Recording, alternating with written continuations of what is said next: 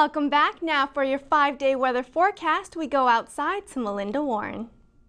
Today we'll see a 60% chance of showers with a high of 12 and a low of 4. Thursday we'll see a mix of sun and cloud with a high of 19 and a low of 12. Friday will be cloudy with a 60% chance of showers with a high of 15 and a low of 13. Saturday will also be cloudy with a chance of showers with a high of 8 and a low of 6. Sunday will be cloudy with a high of 8 and a low of 2. That's all for your 5-day weather forecast. Now back to you in the studio. Thanks, Melinda. Turning now to international and national news, Finance Minister Jim Flaherty has announced a new set of rules regarding prepaid credit cards today. The government will be stepping in to prevent card companies from imposing expiry dates and be more clear about hidden fees and conditions. The new rules are part of an initiative to expand code of conduct measures already in place for credit and debit transactions. Prepaid card companies have faced public criticism for hidden fees that trick customers on the actual amount available on their prepaid cards.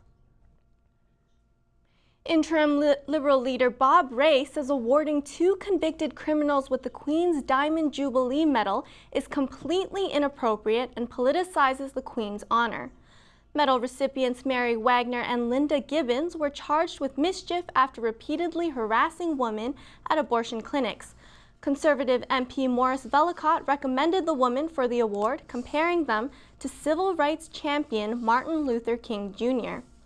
Vellacott said Wagner and Gibbons were heroines of humanity and their imprisonment is a reflection of an upside-down society where abortionists are honored.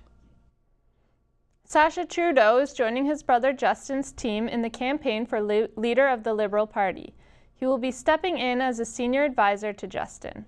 The announcement may come as a surprise. For years, the younger Trudeau brother didn't participate in elections. Until recently, Sacha has kept a relatively low profile as a documentary filmmaker and journalist.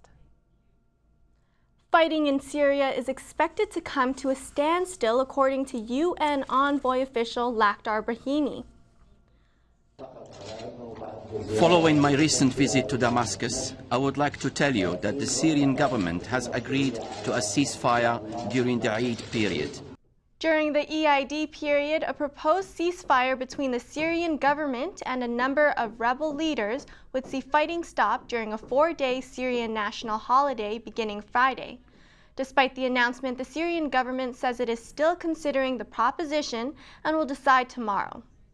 And now with your sports news, here's Sarah Ricks. The Humber Hawks are having a good week in sports. The OCAA named its 4 teams of the week, and 3 of the honors went to Humber. The women's cross-country team, women's fastball team, and men's golf team are all being celebrated for championship performances.